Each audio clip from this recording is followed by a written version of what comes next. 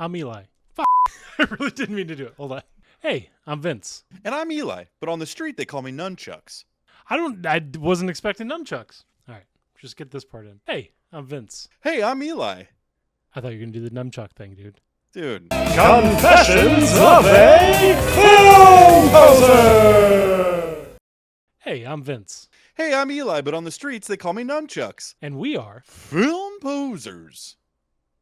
We've never seen Akira from 1988, the animated neo-noir cyberpunk Japanese classic from writer and director Katsuhiro Otomo. Stick around because in this video we'll explain why we're the film posers who somehow missed this landmark of anime history. Then we'll pass it over to our future selves who will share their full-length thoughts after watching the movie for the very first time. It's all ahead of you, so let's get to it. Set in Neo-Tokyo in the year 2019, Akira follows Kaneda, the leader of a biker gang, and his childhood friend Tetsuo. After a motorcycle crash during a street fight, Tetsuo is captured by the government and pulled into a secret experiment linked to a mysterious psychic child known only as Akira.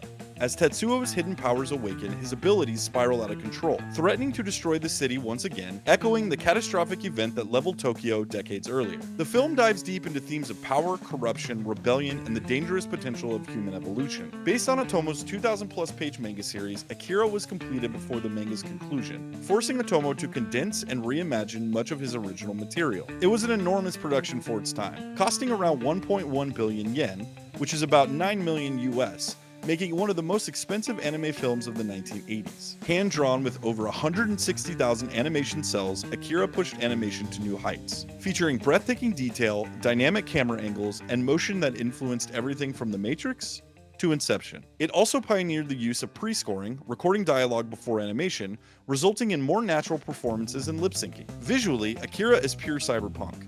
Neon-lit streets, futuristic motorcycles, decaying skyscrapers, and the haunting percussive score by Geinoh Yamashirogumi, blending traditional Japanese instruments with choral chanting. The look and feel of Neo-Tokyo redefined the genre and inspired decades of creators across film, anime, music video, and video games. So, the question remains, why haven't we seen Akira yet? Yeah, I don't have a good reason. I didn't really know anything about Akira other than hearing the name, but I'm not a big anime guy. I know a lot of people are into anime. A lot of people love it. I know that they're constantly trying to make adaptations, live action adaptations, but I never had an interest in seeing it until now. What about you? I'm not the biggest anime guy. My stepbrother has a full arm sleeve of the Full Metal Alchemist, and he always told me to watch it. I've seen a few episodes of Cowboy Bebop. I really like it. The visuals and the soundtrack in that is great.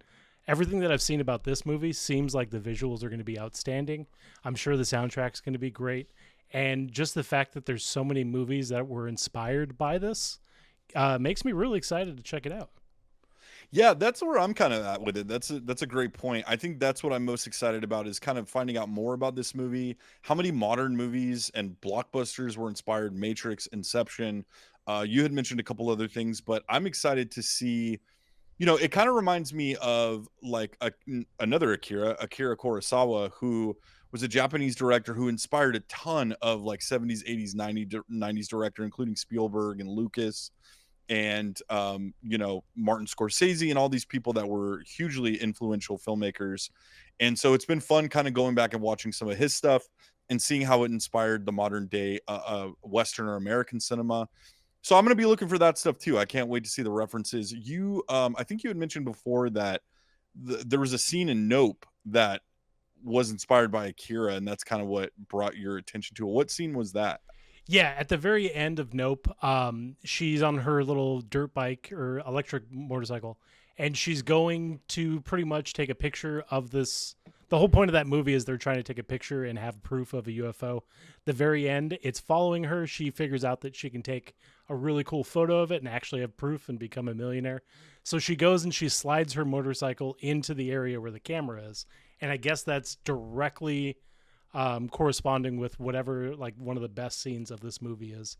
And I'm really, really excited to check this out. Okay, well now I'm excited because I'm definitely going to take one of my kids' electric scooters and try to reenact this slide. And I'll probably break my neck and ruin my life forever. But I hope that I love this movie so much that I come back and I'm just like in a neck brace and I'm like, hey, I loved it and the slide was unsuccessful. You have to do it for our Instagram so we have a sweet reel to match this clip. Dude, just in real time, and I'll go for Akira, and then I'll do it, and then just wreck out, and then it'll just end, and then I'll do one of those like TikTok, like part 1, and then part 2 will be on the stream with me in a neck brace, just wrecked. I was gonna say, you come back in and you're just completely bandaged up. Yeah, like, I'm in a success. I'm in a hospital, just like, hey guys, thanks, past Vince and Eli. I liked it. Akira #1. Just hitting the morphine button. Akira was so good, and I loved it. I love everything. I love everything right now, and it's great. Yeah, I'm expecting great things from this movie. I'm expecting a lot of, like I mentioned, a lot of touchstones of modern cinema, a lot of like, film noir, but neo noir, futuristic. It's funny that it takes place in 2019 because we're well past 2019. So I'm also going to watch it going, well, they got that wrong. That's not real. They completely missed the mark on that one. What is neo-noir? Does it just mean like futuristic noir? Yeah, it's like I believe that it's like the touchstones of like classic film noir, but set in the future. Okay, cool. And I think it's closely aligned. Like Blade Runner, I believe, is neo-noir. I was about to say like Blade Runner. Yeah. Like Total Recall, like that kind of stuff. Exactly. So I love that kind of stuff. It's kind of like the opposite of like retrofuturism.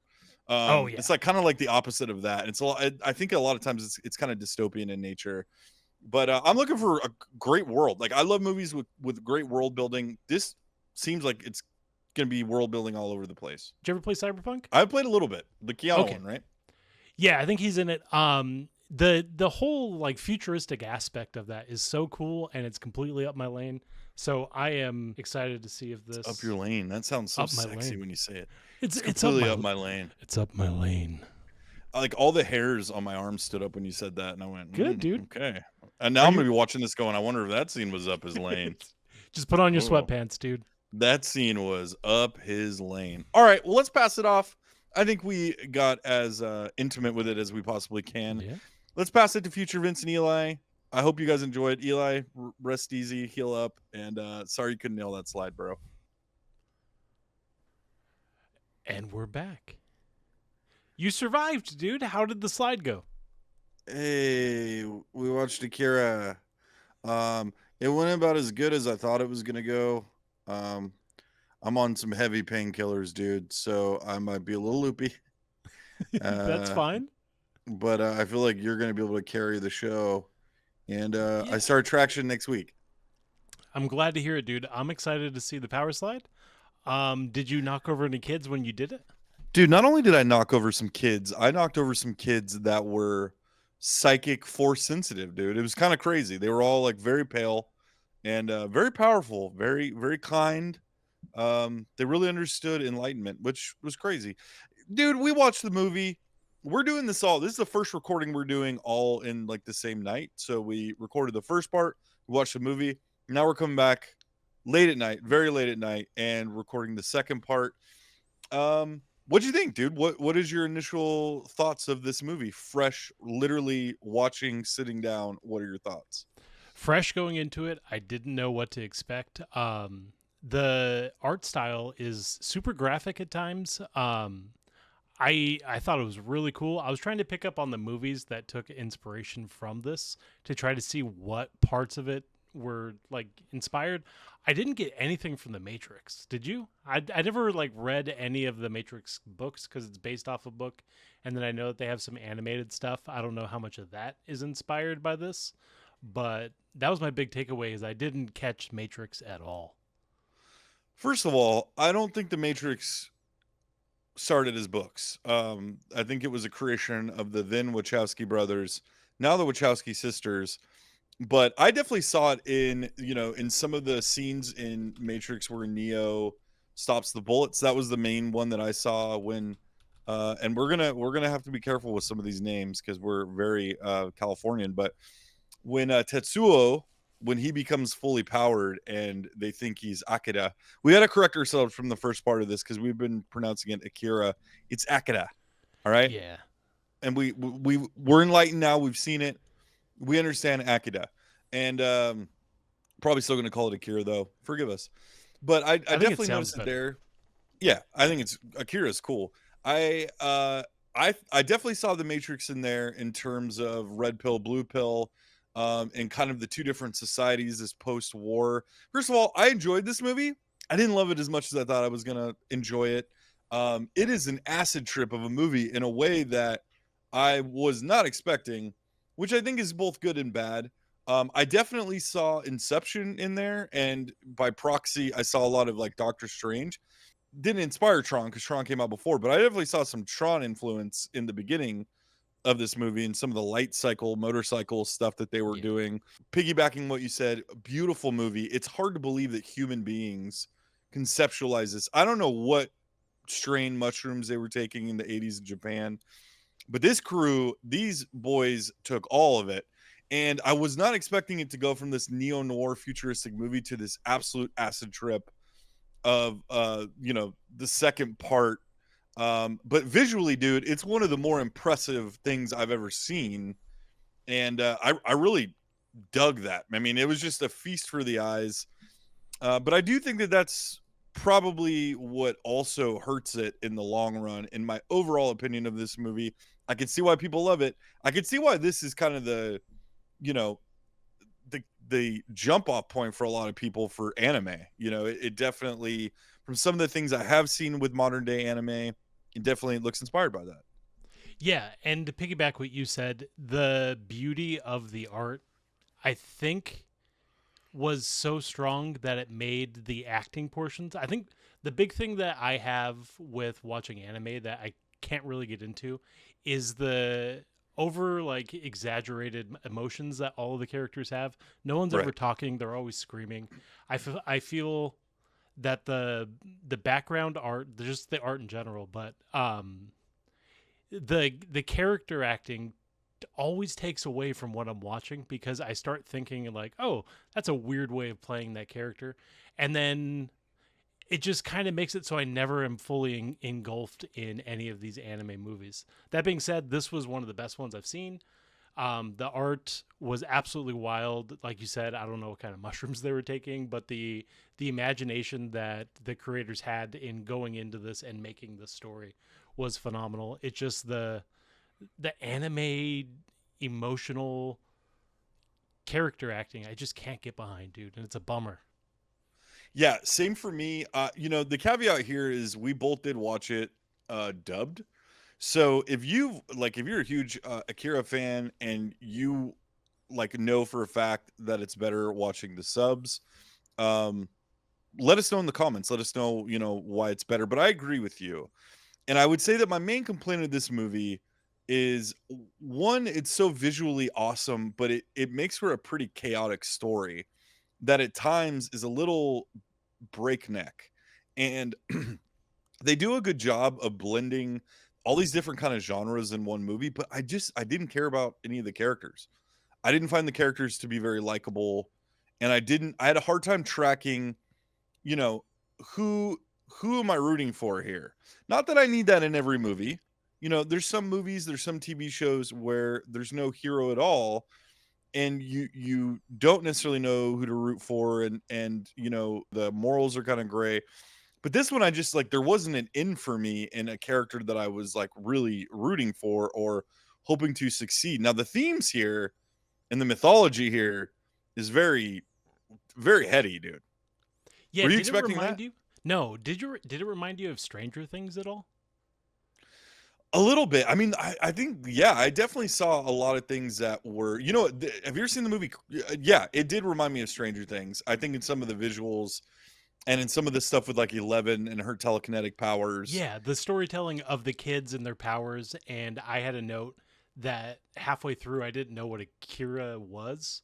And I was just kind of throwing off ideas. And I was like, maybe it's a new evolution of human being that's starting in these kids and they're able to like isolate the stronger ones, kind of like Stranger Things. It definitely didn't have like the darker, like, what do they call it's not the opposite side, but in Stranger Things they call it like the The opposite, upside, the the upside down. upside down. It didn't have Yeah. any of that, but it did have like these kids that were able to kind of manipulate the universe in a way that they have like god powers. Yeah. I didn't expect any of that storytelling. I didn't expect it to take. I thought it was just going to be a group of biker kids that were fighting and they start fighting with the separatist or the terrorists that they call them in this movie. I thought that they were going to be like taking over the government rather than the government having these crazy experimental kids that are able to just destroy everything. Yeah, for sure. Have you ever seen the movie Chronicle? No, and I was bummed because I wanted to like that movie, and from everything that I heard, it was not good, so I didn't even waste my time. Not a bad movie. Pretty good movie. Very much a lukewarm ripoff of this movie. Okay. And I obviously had never seen Akira, so I didn't know that at the time. But it is like, I mean, exact same themes. I also, did you ever see the movie Brightburn? It was basically the bad Superman movie. I really wanted to like Brightburn. Did we go to see it together? I think. I think we did. I think we did actually did a. Thank you. It was right before you moved to Oregon, Yeah, and and we were both very excited. I will say that this movie starts off extremely slow, and it's a slow burn until you get into kind of the meat of the story of what's going on, and not a problem. I can dig a a slow burn, and I will say the payoff at the end makes up for some of the issues that I had at the beginning. But I just at the overall, I just felt like it was, and again, you're working on 30 plus years of hype, and so you're going into something with heightened expectations. And for what it was a good movie. I enjoyed it. Yeah. You Do know, you? How do you feel about like Japanese filmmaking? At least for like we're big fans of Godzilla, and then even this movie has the imagery of the nuclear bomb going off. It's kind of how the movie yeah. starts and in a way ends. Um, I completely understand how that would be such like a momentous occasion in Japanese culture that they were nuked twice, and it definitely comes out in the cinema of Japanese movies that I've seen. Um, how do you feel about watching that? Because I'm always like kind of uneasy being an American and like kind of kind of knowing the history of it. Um, yeah, what do you think? Yeah, I mean, obviously, complicated for sure. Complicated history, and there was parallels to that. But I thought that honestly, I expected there to be more of that in this than there was. I mean, there is the nuclear bomb, but you know, in the story, it's kind of explained that Akira is the one that caused or containing Akira caused World War III, but they didn't really go into that very much. No, I was And confused for sure. yeah, and I felt like there was like definitely a message in here, and some of it was obvious, but some of it was kind of obscure. And maybe that's a thing because it was written maybe with the Japanese culture in mind, and that's just something that's missed. Maybe it's, American guilt. I don't know, but it definitely plays a part, but I felt like it would have kind of a much bigger part than it actually did. And whereas they start this movie and the world is extra big and the world is very much a character, it that kind of whittles away as the movie goes along. And that's where I mean what I referenced in the beginning, where they kind of give up that for the story of the espers and these three kids with psychic abilities. And then in the end you realize that they explain that these are basically all kids that were orphaned, presumably after World War III and the bomb went off. And so these kids had psychic powers, or they were given psychic powers. That was a little unclear. There's a lot of this story that was kind of unclear, and I think because the emphasis was so much on the visuals. But I don't know if that answers your question, but that's I kind of expected more. It's like you're like Shin Godzilla. Shin Godzilla is about the US and the US government and post World War II, how the US basically controls Japan. And that was an element of that movie that I loved. Um, Yeah, and and that was even really going interesting. yeah, going with that, the parallels between those two movies and how they portray their government and how like the steps they have to take to do things. There's the general that is in charge of all these crazy powerful kids that is fighting for more budget, and then they're breaking down all the other things that they have to spend the budget on. I thought that was good. It's definitely a parallel between those Godzilla movies and the not idiocracy of government, but like the structure in which they have to go into a room and they have to change for specific um, meetings and stuff. I do love how Japanese culture portrays their government officials in these movies. It's funny. It's kind of like Doctor Strangelove. Yeah, exactly. It's very much they're the clowns of society, Yes. and it's very much about the levers of power and how those levers of power are obtained and how they use the populace to obtain that power and maintain, or in this case, not. I did find that the Colonel character was more of an interesting character in this because in the end, he wasn't really the bad guy that he was portrayed to be at the beginning of in a traditional sense. I mean, Yeah. you could argue and it's not, this movie's not black or white, which is what something I did enjoy about it.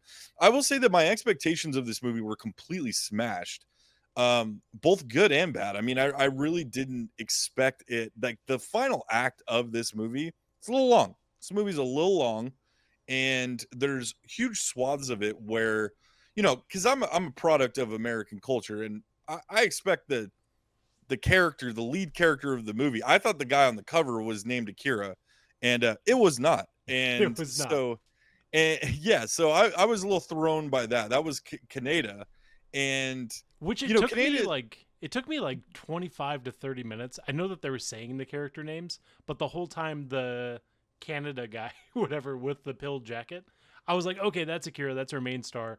And then whenever I finally noticed that they weren't calling him that, I was like, oh wait, Yeah, who is this? yeah, and I'll be honest, I have the same feeling whenever I watch a new Star Wars movie. I'm like, what? Yeah. Baze Malbus? Like, who is that? Like that? How are you gonna? You're never gonna buy an action figure named Baze Malbus. But, yeah, it is. And that's. I figured that you kind of have to go back and reference. That's kind of why I wanted to watch the dub version, because like Cam Clark, number one, played Canada, as they were calling him, Kaneda, and he's the voice of Leonardo from the original Teenage Mutant Ninja Turtles Oh, cartoon. really? So that was interesting. Didn't sound anything like him, but that was interesting. But yeah, I really felt like my expectations of this movie were smashed. Do you have anything else left to say? I mean, I pretty much encapsulated how I feel about this movie. I thought it was a good movie. Thought it was as a first time watch, a great experience. But some things got lost for me, and some things were just came up short, and that would have to probably be around the characters mostly, and then some of the story elements. Yeah, I do agree. I do wish that this was you said it was kind of slow in the beginning. I felt like the first 20 minutes set up the atmosphere of the city, the grittiness of the city, the grittiness of the characters. They were not likable at all. There wasn't one character that I really like felt for in the story. But I do wish that they continued. There's like the streets of Japan are a character, and then there's that bar that they go to that they don't even like patron. They just go in to hang out. And the guy's like selling drugs or pills, I guess, and harder drinks. I wish that there were more locations that they built in this movie because the animation was incredible, and I wish we could have saw more. And with that Yeah, being said, like that lowers my watchability score based off of the character like great transition. communication. Thanks, Yeah, dude. And that was gonna be my next question. perfect. And if I can go first, I think my watchability score, although I did enjoy this movie, I don't see myself putting it on too often. It could be cool as a background movie, so I'd give this like a 2.5 or 3. Truthfully. Dude, I'm not even kidding. 2.5 is what I was going to get it as Yeah. a rewatchability score. Now, if you've ever Yeah. watched this movie, if you're like us and you're a poser, and when people have brought up Akira in a conversation in a party and start talking about how amazing it is, you probably looked at him and went, "Yeah, yeah." But if you've never watched it, I would give like the experience of watching this movie a 4 out of 5. It was a Yeah. really fun watch. Watch it just for the visuals alone, and to like marvel at human beings that can conceptualize this and then put it down on paper and then turn it into what it is. I mean, it's incredible. It's incredible.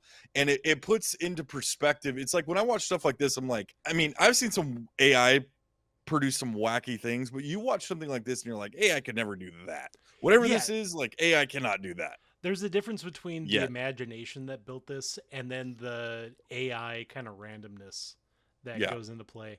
And it makes me feel hopeful that in a few years when AI is kind of taking over entertainment, I feel like we're still going to strive to watch stuff like this, watch stuff that was actually based off of someone's imagination, which I'm sure we'll be able to figure out how to prompt the perfect idea. But I would say that this is a really good intro into anime. Now that you watch this, I would love if you watched a few episodes of Cowboy Bebop, because I feel like all the grittiness that we and the story building that we liked in this is that entire show, and it doesn't deviate from that. But yeah, I'm excited that we kind of had the same score on this. For the project that it is, it was fantastic, but for watchability, I didn't fall in love with it for sure. Yeah, and you know, I've been reading stuff like I know Taika Waititi's been trying to make this movie for a long time. Warner Brothers has held the rights. I don't really like you don't need to do this in live action. I don't see how you could Yeah. recreate like the ideas and the not the ideas of like politically or you know societally, but visually like just leave it alone. Leave it alone. Although now I would like to get into the portion of a sequel idea, or if you were going to remake you know, this movie in America, a Western version of this movie. I would love to see a version. And I was thinking about this while I was watching it. I think the more interesting movie is if you had Tetsuo as he's gets his powers, right? Doesn't know he's psychic, has this run in with Takashi, which I guess that's the origins for Takashi 69. I never knew what his name meant, but that has to be it. You think But so?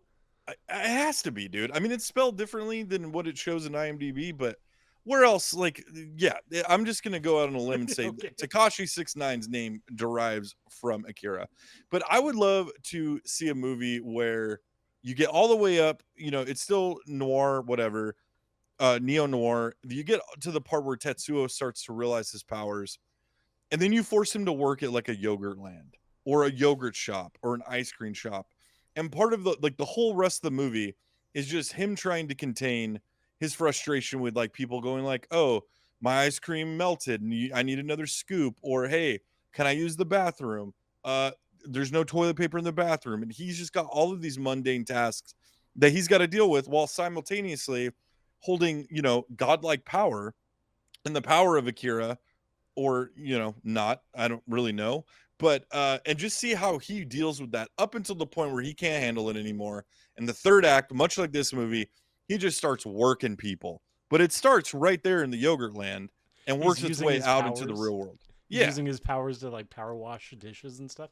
yeah, and it just like it starts as like a wacky comedy, right? It's like a Mary Poppins where he's like, you know, I realized like I could use this power, you know, to clean the dishes or to clean up the shop after I close, or you know, to disappear while people are yelling at me or whatever. And then just slow rolls into the he realizes, oh no, this power can be used for evil and I could be a god on earth. And it just it bleeds out into the real world, dude. Cut out all the other stuff. Let's just see him in a yogurt shop. And that's So my you, idea.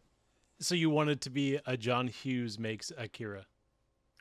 I mean, I wouldn't hate that. I wouldn't, you know, I wouldn't you know, I think the rewatchability would probably be around the same. Uh but I think It would be for sure. it for sure. But I think like again for the first time viewing experience, especially if you've seen this Akira and you're just like what did they make?